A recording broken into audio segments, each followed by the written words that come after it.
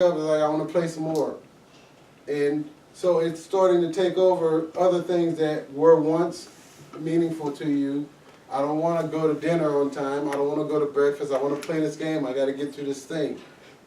I don't want to talk to you. I'm on Facebook. I'm on Instagram. I'm on Snapchat. I have to do this. I have to keep my snap going.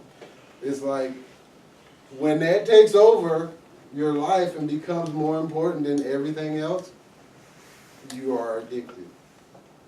Drugs do that in a more powerful way because it's an actual chemical that makes your body hurt after a time when you don't have it.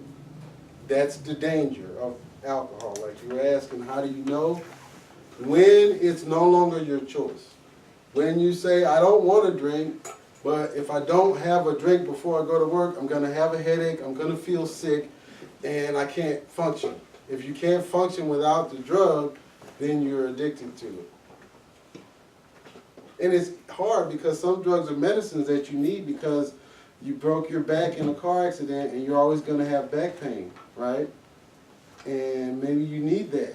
And maybe now your medical need has turned to an addiction.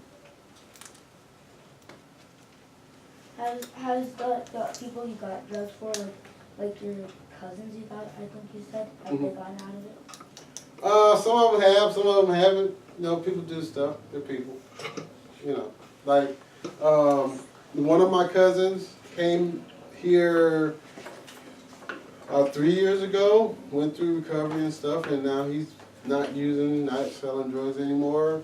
I got a cousin that's in jail right now. Like, he's been in jail since I was in high school, and I'm almost 50. So he's been in jail that whole time because he is an expert car thief and he steals cars all the time, not sometimes. So he's in jail right now for that. I have another cousin who's just a regular dude, just rides motorcycles and goes to work. You know, just people are people.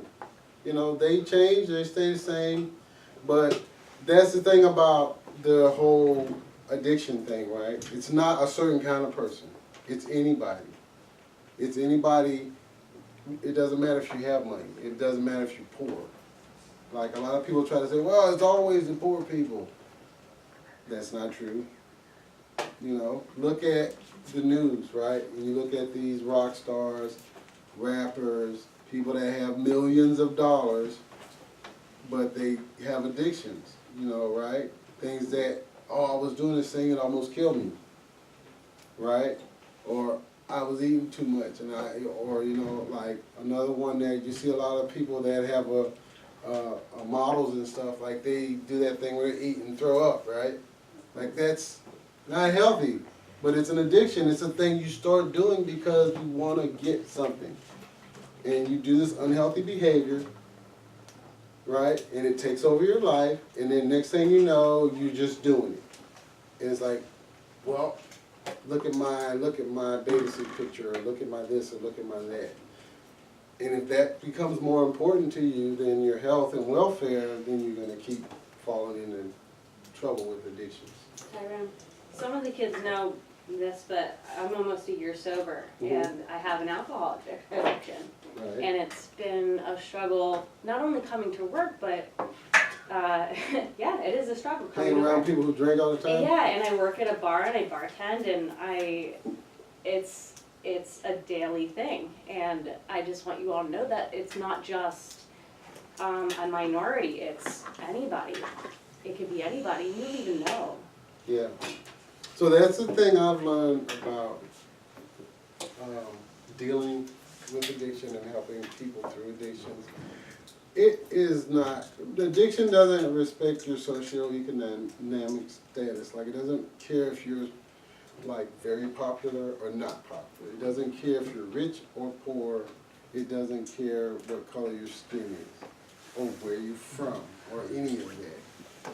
If you become addicted to something, you're in. And it's going to do its damage. And it doesn't matter about that. You can have tons of money and it will still ruin you. Because money is just one aspect of life. And you can have enough money to buy enough drugs to basically kill yourself, is all it's going to happen. there's this old guy who's not famous anymore, but he was famous. His name is Richard Pryor, and he went through that. Very famous comedian at the time. He was making movies, he was doing all this stuff, he had a big mansion and all that, but he was addicted to cocaine, and he would burn it on a spoon and inject it and all that, right? Or smoke it, right?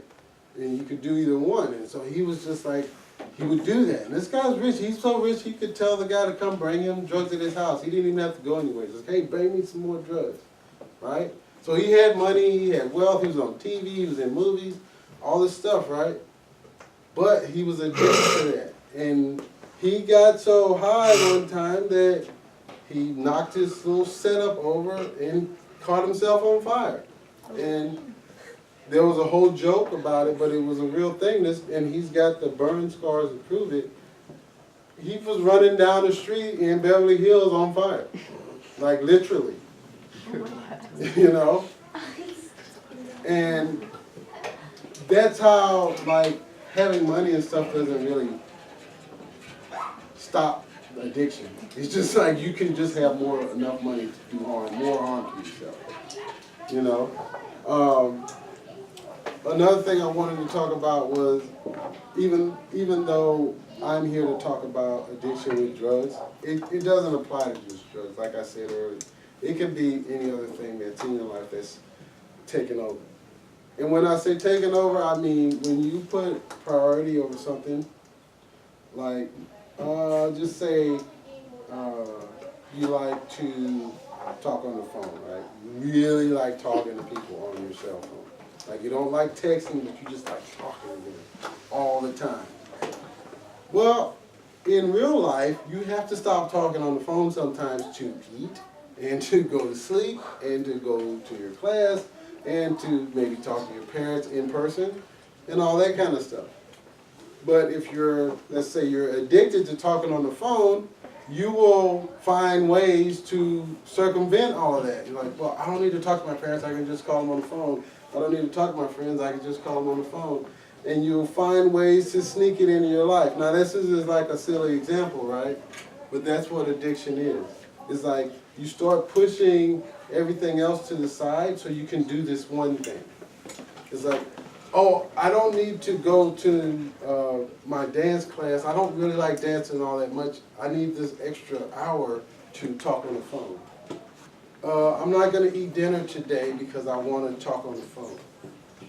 I'm not going to go to class, or when I go to class, it's like, I got to go to the bathroom. And then you go in the bathroom and you spend 15 minutes talking on the phone. That's what addiction is when you put that thing and you push everything else around in your life and rearrange it so you can do that one thing, right? And that's unhealthy, right? No matter what it is, whether it's eating, whether it's, being on Snapchat, whether it's being on Instagram, Facebook, or whatever thing is out there, whether it's playing this game on your phone, or whether it's, whatever. Vaping or smoking or drinking or whatever. It's when it takes over the number one spot in your life and you push other things to the side to do it, that's when you know it's an addiction. Any more questions? No? All right. Awesome. Thank you guys for listening.